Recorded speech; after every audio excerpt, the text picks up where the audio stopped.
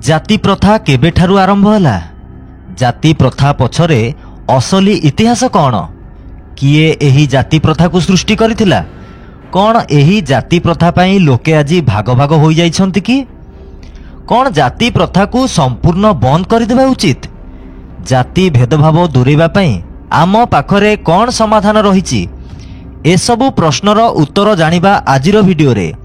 आजिर अध्याय सार्वजनीन होइथिबा किछि पुस्तक गुड़िकर तथ्य उपरे आधारित। तेणु दर्शक निजर सहमति एवं विवेक सहित भिडियो देखिबाकू अनुरोध। भिडियो भल लागिले लाइक कमेंट और शेयर करंतु। नुआ भिडियो देखिया पई सब्सक्राइब करंतु।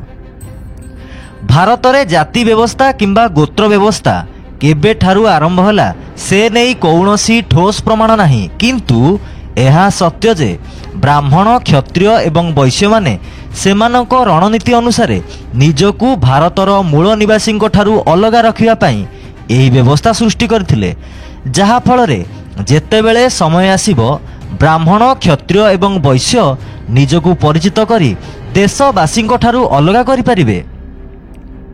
आज पर्यंत भारत रे जेते सबु युद्ध ताहा मूल निवासी एवं यूरोपीय आर्य मानक मध्यरे होईछि।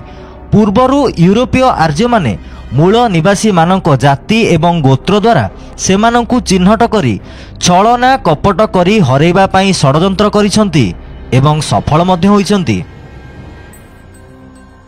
आजि मध्य जाति गोत्र देखि ब्राह्मण क्षत्रिय वैश्य माने जाति गोत्र अनुसारे लोकंकु व्यवहार देखांती। उदाहरण स्वरूप कौनसी मूल निवासी मंदिरर गर्भगृह रे प्रवेश करिबा निषेध, किंतु किछि मूल निवासी को मंदिर प्रांगण भितर को जिबाकू अनुमति दिया जाइछि। किछि मूल निवासी मंदिर भितर को तो जाई पारंती, किंतु प्रांगण बाहरे चाली चाली जाई परिबे नाही। एवं किछि मूल निवासी को मंदिरर सीमा बाहरे रहिया पई पड़िबो। समाज रे एमिति मध्य नियम रहिछि। किछि मूल निवासी ब्राह्मण क्षत्रिय एवं वैश्य मानक घर को जाई पारंती, आउ किछि लोक केवल सेमानक घर बाहरे ठिया होई पारंती। कौनसी मूल निवासी ब्राह्मण क्षत्रिय एवं वैश्य मानक रोषेई घरे प्रवेश करि परिबे नाही। आज भी कौनसी मूल निवासी ब्राह्मण क्षत्रिय एवं वैश्य मानक सह बसी एका सांगरे खाद्य खाई परिबे नाही। शूद्र संगठनर अध्ययन अनुसार जाति व्यवस्था एते पुरातन मध्य नुहे जेमिति ब्राह्मण क्षत्रिय किंबा वैश्य माने कहि आसुछंती। जदि आमे इतिहास अध्ययन करिबा तेबे आमे जानिबा जे 800 ख्रीष्टाब्द पर्यंत घटिथिबा समस्त युद्ध केवल मूल निवासी एवं यूरोपीय आर्य मानक मध्यरे होइथिला। सेही समय कौनसी जाति जेमिति कि ब्राह्मण क्षत्रिय वैश्य चमार महार मेघवाल किंबा अन्य जातिर कौनसी प्रामाणिक उल्लेख नाही। एपरिकी गौतम बुद्ध मध्य बौद्ध धर्म को मूल निवासी मानक धर्म बोली वर्णना करिसंती, जहा प्रत्येक भारतीय सेतेबेले सेमानक धर्म भावरे ग्रहण करिबा आरंभ करथिले एवं समग्र भारत बौद्धमय हो जाइथिला। 800 ख्रीष्टाब्द पर्यंत कौनसी मूल निवासी बौद्ध धर्म अनुसरण करने मना करिनथिले, कारण सेतेबेले समग्र समाज केवल दुईटी श्रेणी रे विभक्त होइथिला, आर्य एवं अण आर्य। तेणु सीधा कथा हेउची समस्ते प्रायतः निज संप्रदाय प्रति आकर्षित हुअंती एवं एहा सहित जोड़ी हेबाकू पसंद करती। गौतम बुद्धंक एही प्रयास हेतु समग्र भारतर मूल निवासी संगठित हेबाकू लागिले एवं यूरोपीय आर्य मानक आधिपत्य धीरे धीरे समाप्त हेबाकू लागिला, कारण बौद्ध धर्म ग्रहण करी मूल निवासी ब्राह्मण क्षत्रिय एवं वैश्य मानक धर्म अनुଯାयी सेमानक आचरण को त्याग करुथिले। कौनसी मूल निवासी यूरोपीय आर्य मानकू सेवा करिया पई प्रस्तुत नथिले। सेही समय रे यूरोपीय ब्राह्मण माने एक षडयंत्र रचना कले। सेमाने प्रतारणा करी बौद्ध भिक्षु होइथिले। ब्राह्मण माने छद्म बेशरे भिक्षु भावरे थिबा समस्त बौद्ध मठरे प्रवेश कले। 800 ख्रीष्टाब्द रे ब्राह्मण क्षत्रिय एवं वैश्य माने स्थानीय संप्रदायर लोक एवं भिक्षु मानक विरुद्ध रे एक छद्म युद्ध घोषणा करथिले।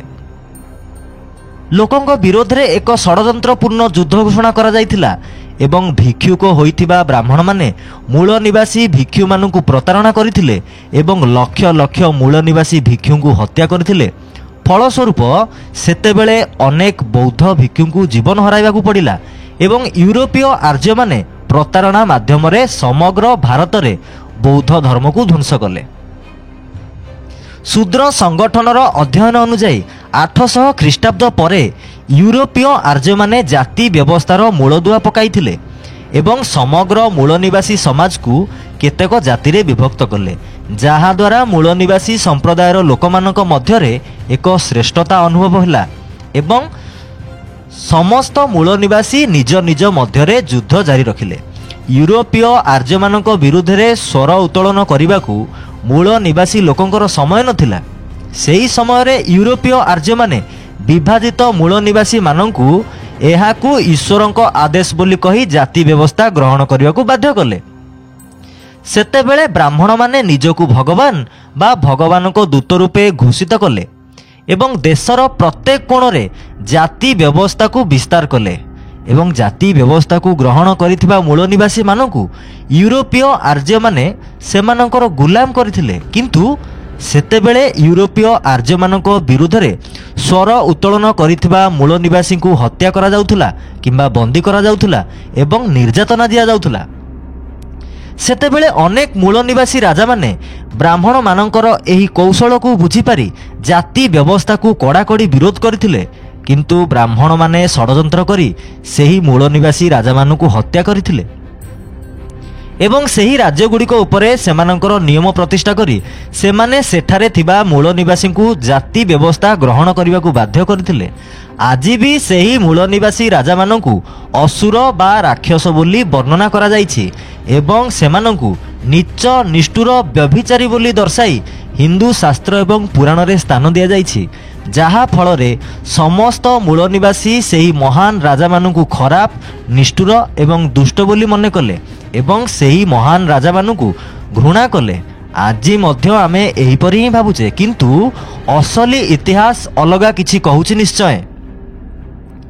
1400ରୁ 1600 ଖ୍ରୀଷ୍ଟାବ୍ଦରେ ଯେତେବେଳେ ସନ୍ଥ ରବିଦାସ, ସନ୍ଥ କବୀର ଏବଂ ଗୁରୁ ନାନକଙ୍କ ପରି ବୈପ୍ଳବିକ ମହାନ ବ୍ୟକ୍ତିମାନେ ଜାତି ବ୍ୟବସ୍ଥା ବିରୁଦ୍ଧରେ ସ୍ୱର ଉତ୍ତୋଳନ କଲେ ଏବଂ ବ୍ରାହ୍ମଣ ଧର୍ମର ସତ୍ୟକୁ ସ୍ଥାନୀୟ ସମାଜର ଲୋକଙ୍କୁ କହିବାକୁ ଆରମ୍ଭ କଲେ, ଅନେକ ମୂଳ ନିବାସୀ ଲୋକ ଏହି ମହାନ ବ୍ୟକ୍ତିମାନଙ୍କର ଅନୁଗାମୀ ହେବାକୁ ଲାଗିଲେ।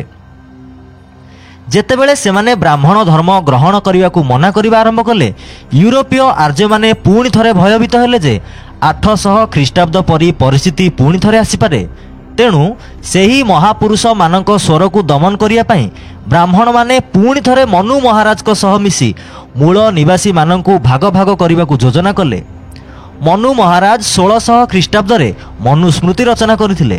ଦେଶବାସୀଙ୍କୁ ଜାତିରୁ ଉପଜାତିରେ ବିଭକ୍ତ କରାଯାଇଥିଲା।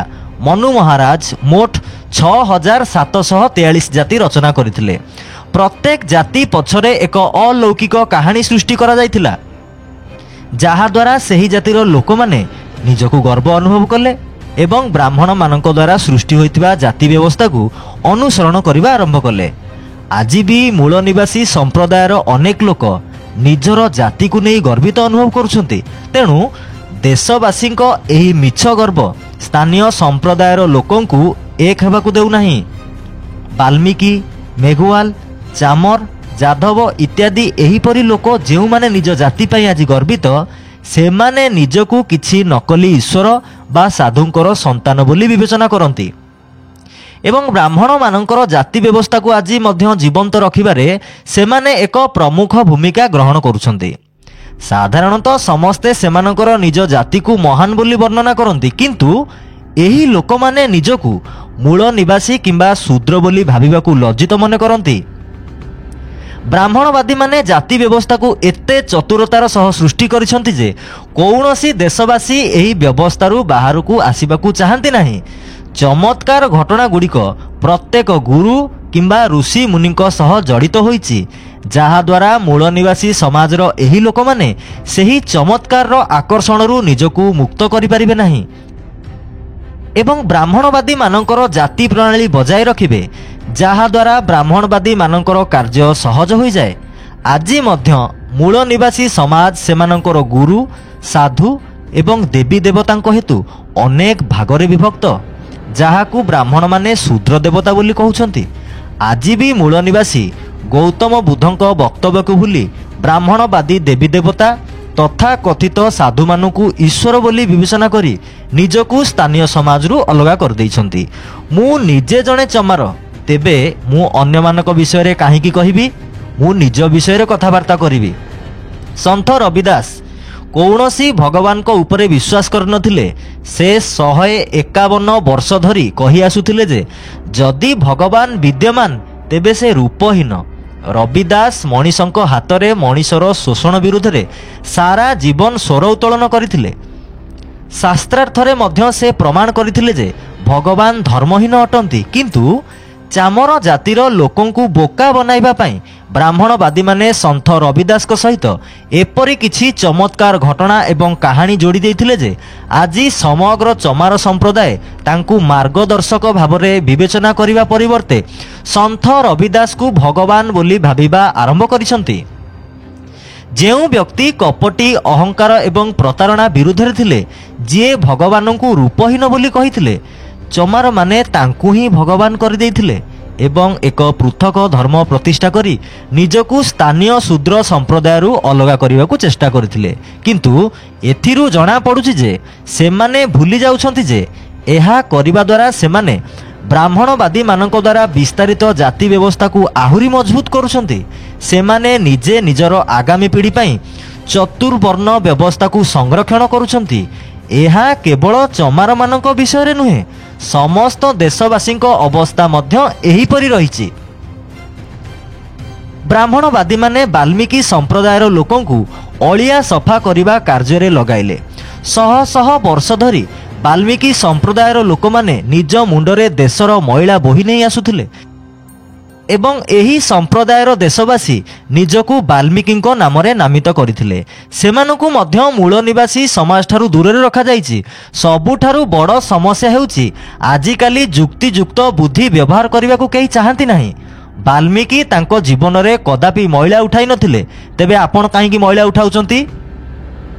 ବାଲ୍ମୀକି ରାମାୟଣ ଲେଖିଥିଲେ, ତେବେ ଆପଣ କାହିଁକି ପଢ଼ୁନାହାନ୍ତି, ଲେଖୁନାହାନ୍ତି? ଯଦି ଆପଣ ରାମାୟଣ ଭଳି ମହାକାବ୍ୟ ଲେଖିଥିବା ବାଲ୍ମୀକିଙ୍କ ବଂଶଧର, ତେବେ ଆପଣଙ୍କ ହାତରୁ ଲେଖନୀ ଛଡ଼େଇ ଆପଣଙ୍କ ହାତରେ ଝାଡ଼ୁ ଧରେଇଲା କିଏ? ନିଜେ ବିଚାର କରନ୍ତୁ। ଯାଦବମାନଙ୍କ ଅବସ୍ଥା ଏହାଠାରୁ ଆହୁରି ଶୋଚନୀୟ। ସେମାନେ କୁଆଡ଼େ ଈଶ୍ୱରଙ୍କ ସନ୍ତାନ। ବ୍ରାହ୍ମଣବାଦୀମାନଙ୍କ ଅନୁଯାୟୀ ଯାଦବଙ୍କ ପରିବାର ହେଉଛି ଭଗବାନଙ୍କ ପରିବାର। କିନ୍ତୁ ଯଦି ଏ ପ୍ରଶ୍ନ ସେମାନଙ୍କୁ ପଚରାଯାଏ ଯେ ତୁମର ଭଗବାନ ଜଣେ କ୍ଷତ୍ରିୟ ଥିଲେ, ତେବେ ତୁମେମାନେ ଆଜି ଶୂଦ୍ର କାହିଁକି? ଏହାର ସଠିକ୍ ଉତ୍ତର ସେମାନେ ଦେଇପାରିବେ ନାହିଁ। ସମସ୍ତେ କେବଳ ନିଜ ସ୍ତରରେ ବ୍ରାହ୍ମଣବାଦ ବଜାୟ ରଖିବାକୁ ଚାହାନ୍ତି। ଜାତି ବ୍ୟବସ୍ଥା ଛାଡ଼ିବାକୁ କେହି ଚାହାନ୍ତି ନାହିଁ। ସମସ୍ତେ ଏହି ମିଥ୍ୟା ଦେବୀ ଦେବତାମାନଙ୍କର ପ୍ରଲୋଭନ ଛାଡ଼ିବାକୁ ଚାହାନ୍ତି ନାହିଁ। ଏଭଳି ଲୋକମାନଙ୍କର ସମାଜ କେବେ ଏକଜୁଟ ହେବ କି? ଏହିପରି ମୂଳ ନିବାସୀ ସମାଜର ଲୋକମାନେ ବ୍ରାହ୍ମଣବାଦରୁ କେବେ ମୁକ୍ତି ପାଇବେ କି? ବିଲକୁଲ ନୁହେଁ। ଏହା କେବଳ ଏହି ମୂଳ ନିବାସୀ ସମ୍ପ୍ରଦାୟ ବିଷୟରେ ନୁହେଁ, ଏହା ସମସ୍ତ ମୂଳ ନିବାସୀ ସମ୍ପ୍ରଦାୟ ପାଇଁ ପ୍ରଯୁଜ୍ୟ। କୌଣସି ମୂଳ ନିବାସୀ ସମ୍ପ୍ରଦାୟ ଅନ୍ୟ କୌଣସି ସମ୍ପ୍ରଦାୟ ସହିତ ମିଶିବାକୁ ଚାହାନ୍ତି ନାହିଁ। ସମସ୍ତେ ନିଜକୁ ଅନ୍ୟମାନଙ୍କଠାରୁ ଅଲଗା ରଖି ବ୍ରାହ୍ମଣବାଦୀମାନଙ୍କର ଜାତି ବ୍ୟବସ୍ଥା ବଜାୟ ରଖିବାକୁ ଚାହାନ୍ତି ଏବଂ ଯେପର୍ଯ୍ୟନ୍ତ ମୂଳ ନିବାସୀ ସମ୍ପ୍ରଦାୟର ଲୋକମାନେ ଏହି ବାସ୍ତବତାକୁ ବୁଝିବେ ନାହିଁ ଏବଂ ଏକାଠି ରହିବା ଶିଖିବେ ନାହିଁ, ସେ ପର୍ଯ୍ୟନ୍ତ ମୂଳ ନିବାସୀ ସମ୍ପ୍ରଦାୟର ଲୋକମାନେ ବ୍ରାହ୍ମଣବାଦରୁ ମୁକ୍ତି ପାଇବା ସମ୍ଭବ ନୁହେଁ। ମୂଳ ନିବାସୀ ସମ୍ପ୍ରଦାୟଗୁଡ଼ିକ ବ୍ରାହ୍ମଣବାଦୀମାନଙ୍କ ଦ୍ୱାରା ସୃଷ୍ଟି ହୋଇଥିବା କାଳ୍ପନିକ ଭଗବାନ ଏବଂ ଦେବୀ ଦେବତା ମୁନି ଋଷିମାନଙ୍କ ଦ୍ୱାରା ଆକର୍ଷିତ ହୋଇଥିଲେ। ତେଣୁ ଏସବୁ ମିଛ କାଳ୍ପନିକ କାହାଣୀରୁ ବାହାରିବାକୁ ପଡ଼ିବ। ସର୍ବପ୍ରଥମେ ପ୍ରଚଳିତ ଏହି 4 ବର୍ଣ୍ଣ ବ୍ୟବସ୍ଥାକୁ ଭାଙ୍ଗିବାକୁ ପଡ଼ିବ। କେବଳ ସେତେବେଳେ ହିଁ ମୂଳ ନିବାସୀ ସମାଜ ଏହି ଶୋଷଣ ମାନସିକ ଗୁଲାମୀରୁ ମୁକ୍ତ ହୋଇପାରିବେ। ଗୋଟିଏ ଆଙ୍ଗୁଳିରେ ଅନ୍ୟ ଜଣକୁ କୌଣସି ବଡ଼ ଆଘାତ ହୋଇପାରେ ନାହିଁ। ସେଥିପାଇଁ ସବୁ ଆଙ୍ଗୁଳିକୁ ମିଶାଇ ଆପଣଙ୍କୁ ମୁଠା କରିବାକୁ ପଡ଼ିବ। ଅର୍ଥାତ୍ ଏ ଜାତିଭେଦ ବିରୋଧରେ ଆମକୁ ଏକ ହେବା ପାଇଁ ପଡ଼ିବ। ଏହାର ଆଉ ଏକ ସମାଧାନ ହେଉଛି ମୂଳ ନିବାସୀ ସମ୍ପ୍ରଦାୟର ସମସ୍ତ ଲୋକ ନିଜ ନିଜ ମଧ୍ୟରେ ଜାତିର ପାର୍ଥକ୍ୟକୁ ଭୁଲି ବିବାହ କରିବା ଆରମ୍ଭ କରିବା ଉଚିତ। ଯେତେବେଳେ ପ୍ରତ୍ୟେକ ମୂଳ ନିବାସୀ ସମ୍ପ୍ରଦାୟ परस्पर सहित विवाह करने आरंभ करती जाति व्यवस्था स्वयंचालित भाव में देशवासी मध्य समाप्त हेब। जाति प्रथा समाज रे एक जहर भली जहाँ भेदभाव सृष्टि करी समाज को अत्यंत विषाक्त करुछि। तेणु ए सबु सत्यता को निजे बुझंतु, अन्य को बुझांतु, निजे एहाकु अनुभव करंतु। भेदभाव को भूली एक समानता मानवतापूर्ण समाज निर्माण रे सहयोग करंतु। हुए तो एही रास्ताटी लंबा होई पारे किंतु लक्ष्यस्थल दूर नुहे। आशा करुछु आजिर अध्याय आपणଙ୍କୁ जाति प्रथा विषय रे पुरातन इतिहास एवं तथ्य संपर्क रे अवगत कराई देथिबो निश्चय। वीडियो भल लागिले लाइक करंतु, वीडियो को शेयर करंतु, कमेंट बॉक्स रे निजर मतामत दियंतु। नुआ वीडियो देखिया पई आम चैनल को सब्सक्राइब करंतु, बेल आइकन रे क्लिक करंतु। देखा हेबो आउ एक नुआ शिक्षणीय वीडियो रे। नमस्कार।